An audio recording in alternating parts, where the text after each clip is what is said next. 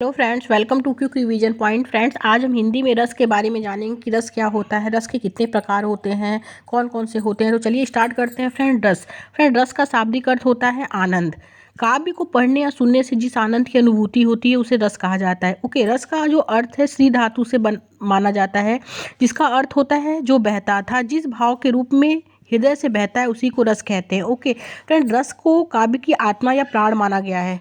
रस जो है फ्रेंड, उत्पत्ति को सबसे पहले परिभाषित करने का श्रेय भरत मुनि को जाता है फ्रेंड। ठीक है, उन्होंने अपने नाट्य शास्त्र में रस के 8 प्रकारों का वर्णन किया है। ठीक है फ्रेंड, रस के प्रकार अब हम जानेंगे। रस जो है 9 प्रकार के होते हैं फ्रेंड। भरत मुनि के अनुसार जो है रसों की संख्या 8 है। इन्होंने शांत रस को नहीं माना है, लेकिन सूरदास के अनुसार रस की संख्या 11 है। जैसे 9वां शांत रस, 10वां वात्सल रस, 11वां भक्ति रस। ओके, अब हम लोग आगे बात करेंगे। अब जानेंगे फ्रेंड रस की परिभाषा। अंग, प्रकार और स्थायी भाव जो है फ्रेंड, काव्य को पढ़ने या सुनने से जिस आनंद की अनुभूति होती है उसे रस कहा जाता है फ्रेंड। ओके, रस के अंग में फ्रेंड स्थायी भाव, विभाव, अनुभाव और संचारी भाव आता है। ये 4 रस के अंग हैं: स्थायी भाव, विभाव, अनुभाव और संचारी भाव। ओके, अब हम बात करेंगे श्रृंगार रस की। श्रृंगार रस का जो स्थायी भाव होता है रति होता है। हास्य रस का स्थायी भाव हास है। करुण रस का स्थायी भाव शोक है।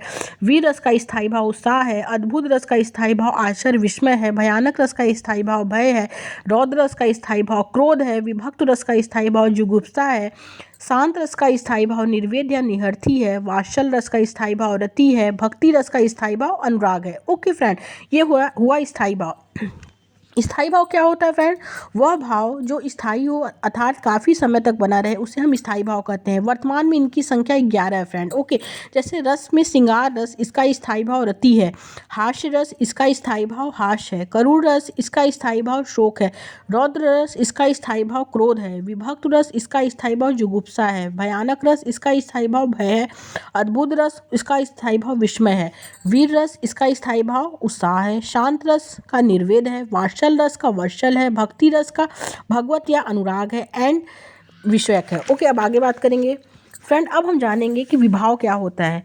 विभाव जो व्यक्ति, पदार्थ या अन्य व्यक्ति के हृदय के भावों को जगाते हैं उन्हें विभाव कहा जाता है फ्रेंड। जैसे आलंबन विभाव, जिनका आलंबन या सहारा लेकर स्थायी भाव जागृत होते हैं उसे आलंबन विभाव कहते हैं फ्रेंड।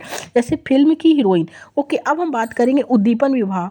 उद्दीपन विभाव क्या होता है फ्रेंड कि जिन वस्तुओं या परिस्थितियों को देखकर स्थायी भाव उद्दीप्त होने लगता है उसे उद्दीपन विभाव कहलाता है। जैसे प्रकृति, सुहावना वातावरण, चांदनी रात, कोकिल, कुंजन, एकांत स्थल, उद्यान आदि।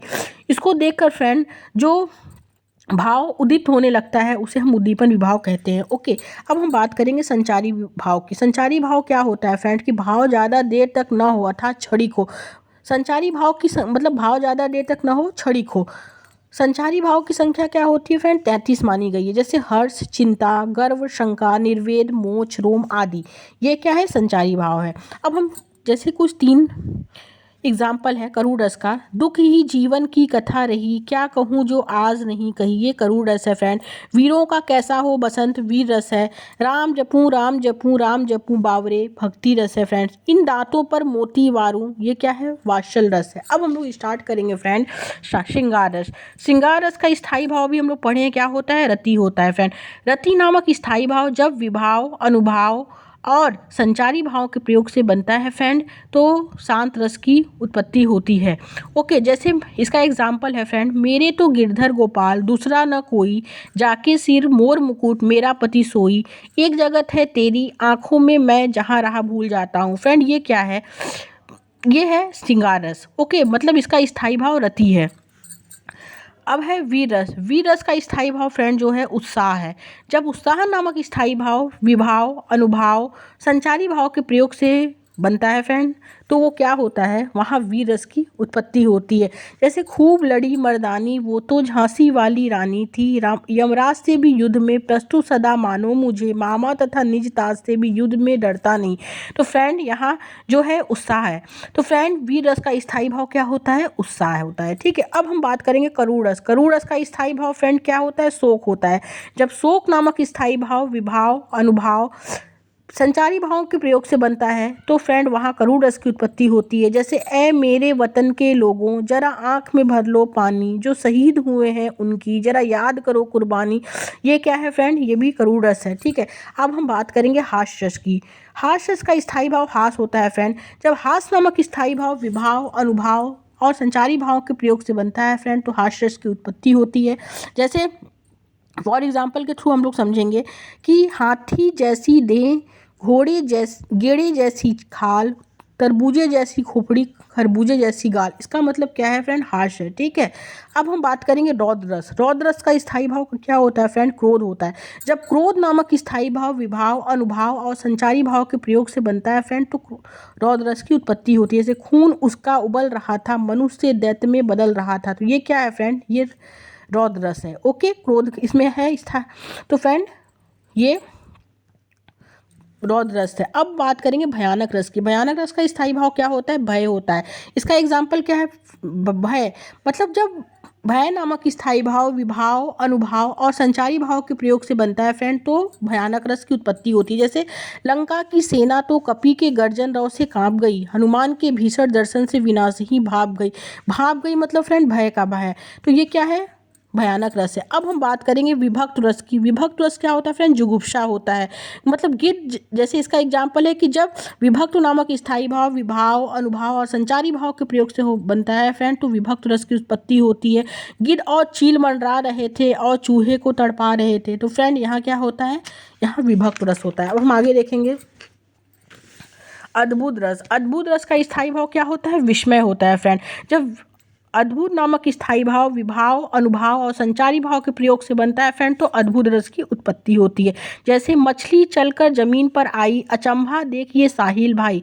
फ्रेंड अचंभा मतलब विस्मय का यहाँ हो गया है। तो ये क्या है, ये अद्भुत रस है। ठीक है, अब हम आगे देखेंगे। आगे नदियाँ पड़ी अपार, घोड़ा उतरे कैसे पार, राणा ने सोचा इस पार, तब चेतक था उस पार। मतलब राणा के सोचने से तो नदियाँ इतनी गहरी पार नहीं हो पाएंगी फ्रेंड।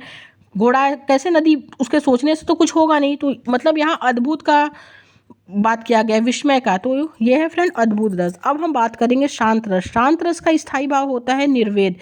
निर्वेद जब शांत नामक स्थायी भाव मतलब जब निर्वेद नामक स्थायी भाव या शांत स्थायी भाव विभाव अनुभाव और व्यचारी भाव के प्रयोग से बनता है फ्रेंड तो वहाँ शांत रस की उत्पत्ति होती है। इसका स्थायी भाव क्या है, निर्वेद है। मतलब ए मालिक तेरे बंदे हम, ऐसे हो हमारे कर्म, नेकी पर चले और बदी से टले, ताकि हंसते हुए निकले दम। मतलब ये फ्रेंड शांत रस है। ठीक है, जब मैं था तब हरि नहीं, अब हरि है मैं नाही, सब अंधियारा मिट गया जब दीपक देखा माही। तो ये क्या है फ्रेंड, ये शांत रस है। इसका स्थायी भाव निर्वेद है। अब हम बात करेंगे भक्ति रस की। भक्ति रस का स्थायी भाव भगवत या अनुराग होता है।